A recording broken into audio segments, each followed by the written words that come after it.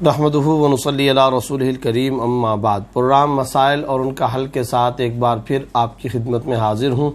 آج بھی حسب سابق آپ حضرات کی طرف سے سوالات کا ایک طویل سلسلہ ہے۔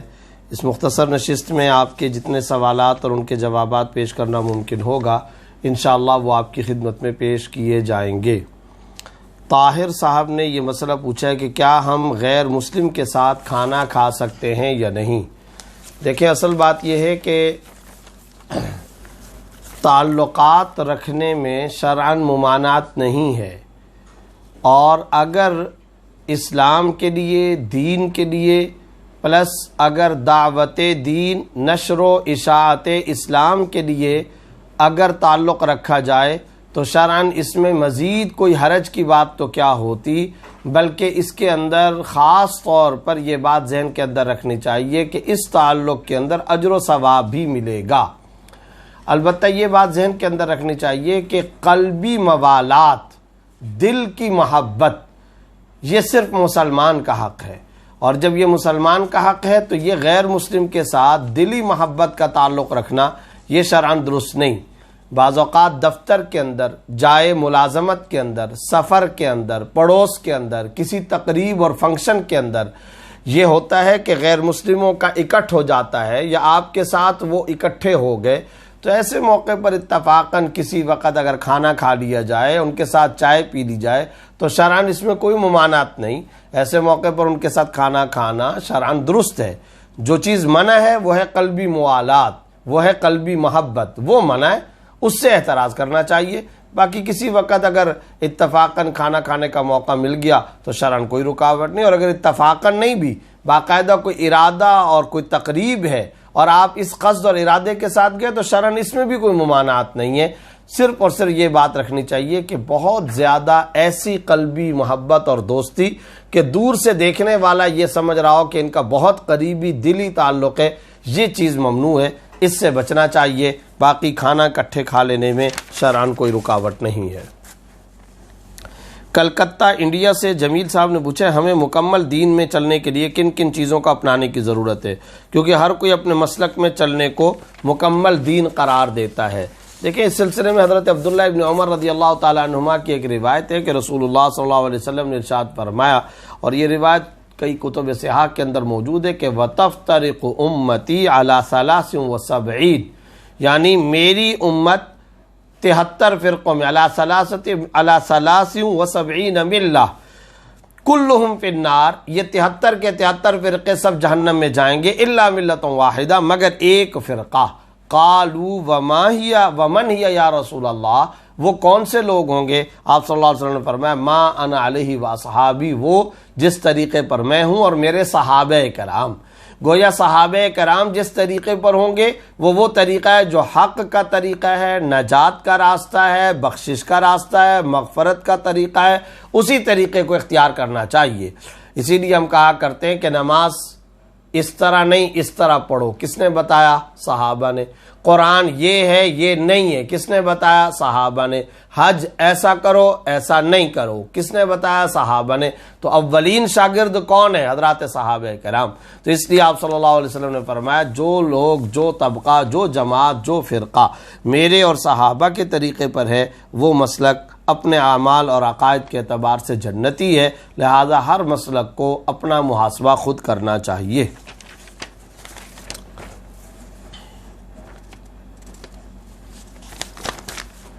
آصف امیر صاحب نے پوچھا ہے کہ مجھے یہ پوچھنا تھا کہ فوریکس ٹریڈنگ کمپنی میں گرافک ڈیزائنر کی جاب کرنا حلال ہے یا حرام؟ یاد رکھیں کہ فوریکس ٹریڈنگ کے اندر جو خرید و فروخت کا معاملہ کیا جاتا ہے یہ شرعاً جائز نہیں ہے، اور فتویٰ کے اعتبار سے فوریکس ٹریڈنگ شرعاً درست نہیں ہے۔ اس میں کفالت کی اجرت اور اس کے اندر ضمانت کی اجرت، اس میں قرض کا لین دین، اس کے اوپر سودی معاملہ، اس لیے شرعاً یہ ناجائز ہے، اس سے بچنا ضروری ہے۔ اور چونکہ یہ کمپنی ناجائز کام پر ہے تو اس کے اندر اگر کوئی ملازمت کرتا ہے تو شرعاً اس سے بھی احتراز کرنا چاہیے۔ نابیہ صاحبہ نے کراچی سے پوچھا ہے کہ اس دنیا میں جو جھوٹ بولتا ہے اس کی عزت ہی عزت ہے، اور خوشیاں ہی خوشیاں، اور جو سچ بولتا ہے اس کے لیے غم ہی غم۔ دیکھیں یہ مجھے نظر آتا ہے، آپ کو نظر آتا ہے، ہماری یہ ظاہری آنکھیں یہ بتاتی ہیں کہ جھوٹ والے کی عزت اور سچ والے کی پریشانی۔ ایک تو اس کے اندر بہت بڑا دخل ہماری سوسائٹی کا ہے، ہمارے معاشرے کا ہے، اعلیٰ قدریں وہ پیچھے دھکیل دی گئی ہیں، اس کا نتیجہ آج ہر کوئی بھگت رہا ہے۔ ایک فنکار، ایک اداکار، ایک رشوت کے اندر مشہور، ایک وہ شخص کے جو مکمل طور پر حرام خوری میں، قتل و غارت گری کے اندر اور ظلم اور تشدد کے اندر مشہور و معروف ہے، جب وہ آتا ہے سامنے تو سب کے سب لوگ کھڑے ہو جاتے ہیں۔ اور اسی شہر کا ایک پروفیسر، ایک ڈاکٹر، ایک انجینئر، ایک پڑھا لکھا شخص، ایک عالم دین، ایک امام مسجد آتا ہے تو کوئی خاص اس کو عزت نہیں دیتے رہے۔ تو یہ دراصل کیا ہے؟ یہ سوسائٹی کا جرم ہے۔ لیکن یہ بتائیے، یہ جب سوسائٹی کا جرم ہے تو کیا اس سے یہ نتیجہ اخذ کیا جا سکتا ہے کہ لائر، ڈاکٹر، عالم دین، امام مسجد اور اعلیٰ درجے کا اسکالر یہ بننا، یہ چیزیں غلط ہوتی ہیں؟ یہ چیزیں غلط نہیں ہیں، یہ چیزیں صحیح ہیں، یہ حق ہے، یہ درست ہے۔ اور اگر سوسائٹی کے کچھ لوگ عزت نہیں کر رہے تو وہ غلطی پر ہیں، یہ مجمع غلطی پر نہیں ہے۔ مثال کے طور پر اگر ایک آدمی ہے اور وہ آدمی اپنے علاقے کے اندر لوگوں کی خدمت کرتا ہے، کھانا کھلاتا ہے، سخی آدمی ہے اور لوگوں کی مدد کرتا ہے، اب اگر اس آدمی کی اس مدد کو لوگ برا سمجھنے لگ جائیں تو کیا کہا جائے گا؟ مدد کرنا بری چیز ہے، خدمت کرنا بری چیز ہے، لوگوں کی نصرت کرنا بری چیز ہے، لوگوں کی مشکلات کو حل کرنا بری چیز ہے۔ ظاہر ہے کہ ایسا تو نہیں ہو سکتا۔ تو یہ گلقند کو اگر کوئی اور نام دے دے تو نہیں ہو سکتا، گدھے کو اگر کوئی بکری کا نام دے دے تو وہ نہیں ہو سکتا، بکری کو کسی اور جانور کا نام دے دیا جائے تو وہ نہیں ہو سکتا۔ یہ یاد رکھیے، سماج کی اور سوسائٹی کی غلطی ہو سکتی ہے لیکن ان پیشوں کی غلطی نہیں ہے۔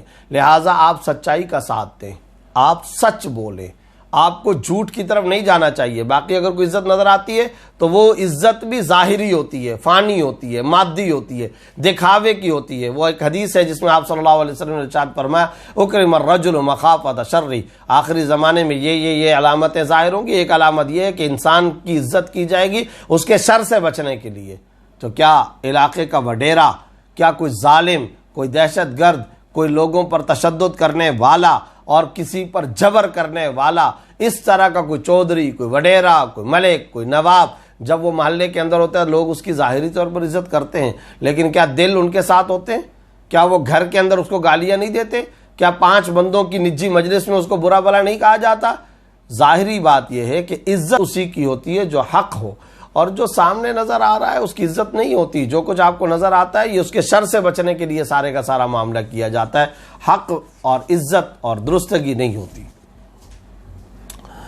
سجاد عباس صاحب نے ریاض سے پوچھا ہے، سعودی عرب سے، میں ایک آفس میں جاب کرتا ہوں جہاں پر پیپر ورک بہت زیادہ ہوتا ہے، بعض پیپر میں کچھ غلطیاں ہوتی ہیں تو اسے پھینکنا پڑتا ہے، اور اس میں بعض اوقات مقدس نام کی وجہ سے بے حرمتی ہوتی ہے، اس صورت میں کیا کریں؟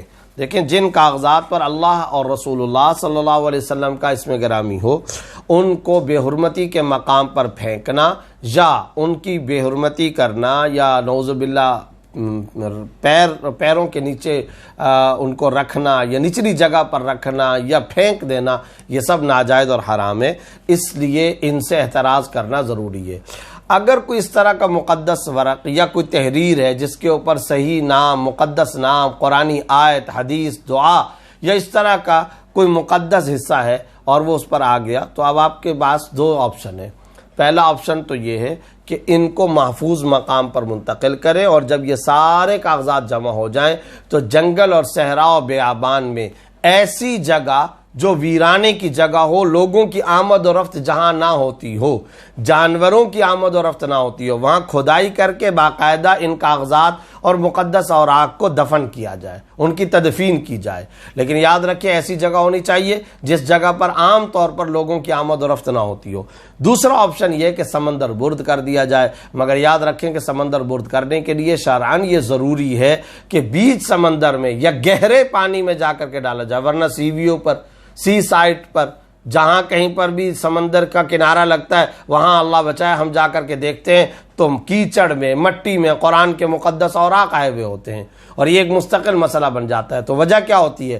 صرف اور صرف وجہ یہ ہوتی ہے کہ ایسی سمندر برد کرنے کے لیے جو شرعی اور فقہی فتوے میں لکھی ہوئی شرائط ہوتی ہے ان کو پورا نہیں کیا جاتا۔ مثلا ایک شرط یہ کہ وزنی پتھر ساتھ میں رکھا جائے، ایک شرط یہ کہ گہرے پانی میں ڈالا جائے، ایک شرط یہ کہ وہ اس طرح کا بوری کے اندر کاٹن کے اندر انتظام ہو کہ وہ جا کر کے نیچے کو بیٹھ جائے۔ ان چیزوں کا خیال نہیں کیا جاتا، گاڑی سے گزرتے ہوئے پھینک دیا جاتا ہے، کچھ ہی وقت گزرتا ہے، پانی کا مد و جزر ہوتا ہے، وہ سارے اوراق سی سائڈ پر پہنچ جاتے ہیں اور پھر وہ لوگوں کے پیروں کے نیچے آ رہے ہوتے ہیں۔ تو ان ساری باتوں کا خیال کرنا چاہیے۔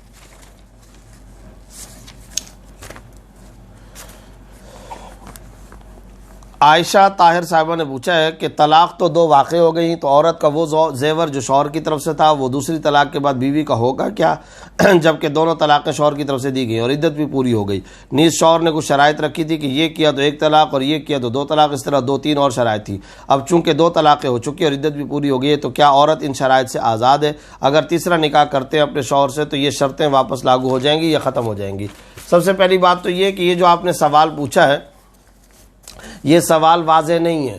یہ شرطیں ہوئی تھی تو 2 طلاقیں 3 طلاقیں، پورے کا پورا میں کئی دفعہ عرض کر چکا ہوں، جو طلاق کے پیچیدہ مسائل ہوتے ہیں یا وراثت کے اور میراث کے، ترکے اور جائیداد کے اور رضاعت دودھ کے رشتے کے، ان کو لکھ کر کے کسی مستند دارالفتاء سے پوچھا کرے۔ اس کی وجہ یہ ہے کہ اب یہ جو آپ نے کہا 2 شرطیں 4 شرطیں تھی، تو بھئی وہ واقعہ کیا ہے، وہ شرائط کیا تھیں، پھر وہ پائی گئی کہ نہیں پائی گئی، اور طلاقیں کل کتنی دی ہوئی تھیں، اور عدت گزری تو کب گزری، 1 طلاق کے بعد عدت یعنی 3 ماہواریاں گزر گئی یا 3 کے بعد یا 2 کے بعد، ایک تو اس کی وضاحت ہونی چاہیے۔ اور پھر آپ نے سوال کے شروع میں زیور کا پوچھا ہے اور آخر میں آپ نے نکاح کا پوچھا ہے۔ بہرحال میں اصولی بات اس سلسلے میں بتا دیتا ہوں کہ اگر یہ زیور شوہر کی طرف سے ہے تو پھر اس زیور کا مالک شوہر ہے، اور اگر زیور شوہر کی طرف سے نہیں بیوی لے کر آئی، ذاتی پیسوں سے بنایا یا میکے سے لے کر کے آئی، تو پھر اس زیور کی مالکہ بیوی ہے، اس کی آنرشپ، اس کی ملکیت ہے، ایک اصول۔ دوسرا اصول یہ کہ اگر شوہر نے زیور دیا تھا تو ویسے ہی دیا تھا کہ تم استعمال کرو پہنو، تب بھی یہ شوہر کا ہے۔ لیکن اگر شوہر نے مہر کے طور پر یہ زیور دیا تھا تو پھر یہ زیور بیوی کی ملکیت ہو چکا ہے۔ زیور کے بارے میں تو اصول یہ ہے۔ باقی جہاں تک طلاق کا ہے تو اس کے بارے میں الفاظ طلاق آپ نے ذکر نہیں کیے، اور الفاظ طلاق ذکر کریں تو پھر اس کے بارے میں بھی حکم بتایا جا سکتا ہے، پھر اگلے نکاح کے بارے میں بھی کوئی حکم بتایا جا سکتا ہے۔ شہیر خان نے اسلام آباد سے پوچھا کہ ہمارے ہاں رواج پا گیا کہ عورت سے حق مار زبردستی معاف کروا لیتے ہیں یا دے کر ہیلا بہانہ کر کے واپس لے لیتے ہیں۔ میں نے کہیں پڑھا تھا کہ حق مار ادا نہ کیا جائے یا بہانے سے واپس لے لیا جائے تو نکاح باطل ہو جاتا ہے۔ اس بات کی بھی وضاحت فرما دیں۔ یہ ایک بہت بڑا المیہ ہے جس میں مذہبی تبلیغی گھرانے بھی بہت زیادہ ملوث ہیں، حتیٰ کہ حاجی نمازی اور سال سال تبلیغ میں لگائے ہوئے حضرات بھی اپنی بیویوں کو حق مار ادا کر کے حکم دیتے ہیں کہ جاؤ گھر کے سامان کے لیے ساس صاحبہ کو دے کر آؤ۔ آپ کی نوازش ہوگی اگر اس قبیح فعل پر تفصیلاً گفتگو فرما دیں۔ سب سے پہلے تو یہ بات یاد رکھیں کہ مہر عورت کا حق ہے، شرعی فریضہ ہے، اور اس سلسلے کے اندر کسی قسم کی کوتاہی کرنا شرعاً حرام ہے، ناجائز ہے، اور اس قدر حرام اور ناجائز ہے کہ ایک حدیث میں آپ صلی اللہ علیہ وسلم نے یہاں تک فرمایا اگر کوئی نکاح کرتا ہے اور دماغ میں یہ نیت ہے کہ میں مہر نہیں دوں گا، صرف اور صرف دکھاوے کے لیے مہر مقرر کرتا ہے، اندر میں نیت یہ ہے کہ میں نہیں دوں گا، تو فرمایا یہ زنا ہے، یہ بدکاری ہے، یہ اس قدر ناجائز اور حرام گناہ ہے۔ اب اگلی بات یہ سمجھ لیں کہ اگر مہر مقرر ہو گیا تو شوہر کے لیے بیوی کو معاف کروانا اور زبردستی کرنا بالکل غلط ہے۔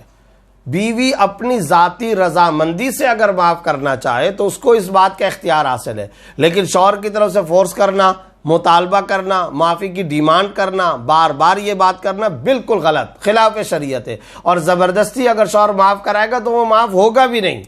یہ یاد رکھیں، اگر شرما شرمی میں، لحاظ میں، مروت میں اور شوہر کی طرف سے جبرن کے اندر، زبردستی کے اندر اگر بیوی نے معاف کر بھی دیا، یہ مہر معاف نہیں ہونے والا، بالکل مہر معاف نہیں ہوگا۔ شوہر پر واجب الادا ہے کہ وہ بیوی کو یہ مہر ادا کرے، اور اس طریقے سے جو شوہر یہ سمجھتا ہے کہ اب میں نے مہر معاف کرا لیا اب مجھے نہیں دینا، بالکل غلط بات ہے، خلاف شریعت ہے۔ آپ اس کی حساسیت کا اندازہ اس سے لگائیں، جب تک زندہ ہے یہ مہر قرض ہے، ادا کرے. مر گیا تو سب سے پہلے کفن دفن کے متوسط اخراجات کے بعد اس کا قرضہ اور اس قرضے کے اندر مہر کی رقم بھی نکالی جائے گی. مرنے کے بعد بھی یہ معاف نہیں ہے, ترکے سے یہ مہر نکالا جائے گا, جائیداد اور میراث سے اس کو نکالا جائے گا. وراثت میں مہر پہلے ادا کیا جاتا ہے. تو یاد رکھیں, اس طرح سے اگر کوئی شخص غلط فہمی کے اندر مبتلا ہے کہ میں نے مہر معاف کرا لیا یا میں نے جبر کر لیا یا فورس کر لیا, بالکل خلاف شریعت بات ہے, حرام بات ہے, اس کا شریعت اور اسلام سے کوئی تعلق نہیں ہے. ابو بکر صاحب نے پوچھا کہ ایک بیوی نے شوہر سے کہا کہ میں قرآن اٹھا کے کہتی ہوں کہ میں تمہارے ساتھ جنسی تعلق نہیں رکھوں گی, تو کیا اب شوہر اپنی بیوی سے جنسی تعلق رکھ سکتا ہے, اور بیوی کے لیے کیا حکم ہے؟ دیکھیں, آپ نے یہ نہیں کہا کہ قسم کے الفاظ اس نے کہے. اگر صرف قرآن کریم اٹھایا ہے یا قرآن کریم پر ہاتھ رکھا ہے تو اس سے قسم نہیں ہوتی. سمجھ لیجئے دوبارہ یہ مسئلہ, صرف قرآن کریم کا نسخہ, کاپی آف دا ہولی قرآن, اگر اس نسخے کو اٹھایا اور یہ الفاظ کہے کہ میں یہ کام نہیں کروں گی تو اس سے قسم نہیں ہوگی. یا قرآن پر ہاتھ رکھ کر کے کہا تو بھی نہیں. ہاں, اگر قرآن کی قسم کا لفظ کہا یا اللہ کی قسم کا لفظ کہا یا اس کی قسم کھاتی ہوں, اس طرح اگر لفظ کہا تو پھر ایسی صورت کے اندر یہ قسم ہو جائے گی, اور پھر ایسی صورت میں ظاہر ہے کہ اس کے لیے بیوی کے لیے شوہر کی قربت اختیار کرنا اور اس کے قریب جانا شرعاً ناجائز ہوگا. اور اگر آپ نے جو سوال پوچھا جس میں قسم کا کوئی لفظ نہیں ہے تو پھر یہ قسم منعقد نہیں ہوئی ہے, اور جب قسم منعقد نہیں ہوئی ہے تو بیوی شوہر کے پاس جا سکتی ہے. لیکن اگر قسم کا لفظ کہا ہے تو پھر بیوی کے لیے شوہر کے پاس جانا جائز نہیں ہوگا, اور اگر جائے گی اور ظاہر ہے کہ بیوی ہونے کی وجہ سے جانا تو ہے تو پھر قسم کا کفارہ ادا کرنا ضروری ہے. اور قسم کا کفارہ 10 مسکینوں کو صبح شام کھانا کھلانا ہے. 10 مسکینوں کو صبح شام کھانا کھلایا جائے, اور پھر اس کے بعد جو حقوق العباد ہیں اور شوہر اور بیوی کے حقوق ہیں وہ ادا کرنے چاہیے. شاہد حسین صاحب نے لکی مروت سے پوچھا ہے, بیوی کے شرعی پردے پر رشتہ دار ناراض ہوں تو کیا کریں؟ بالکل ناجائز ہے, ان کی ناراضگی بنتی ہی نہیں ہے. رشتہ داروں کو سمجھا دیا جائے کہ یہ اللہ تعالیٰ کا حکم ہے اور یہ ظاہر اس کی خلاف ورزی شرعاً گناہ ہے. لا طاعت لمخلوق فی معصیت الخالق, مخلوق کی ایسی اطاعت شرعاً جائز نہیں ہے کہ جس میں خالق کی نافرمانی لازم آئے.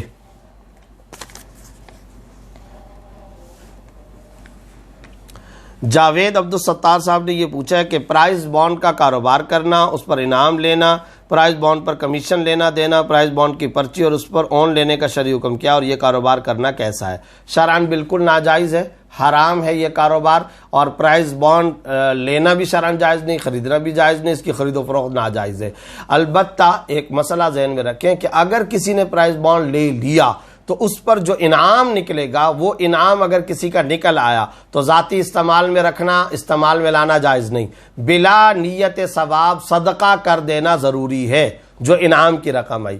البتہ پرائز بانڈ کی خریداری میں جو آپ کی اپنی اصلی رقم لگی ہوئی تھی, جس رقم میں آپ نے یہ خریدا تھا, جو آپ کی اپنی اصلی رقم ہے, بس وہ رقم آپ لے سکتے ہیں, لیکن اس کے علاوہ جو انعام ہے وہ آپ کے لیے ذاتی استعمال کرنا جائز نہیں. وہ بلا نیت ثواب غربا, فقراء اور مساکین پر صدقہ کر دینا شرعاً ضروری اور لازم ہے.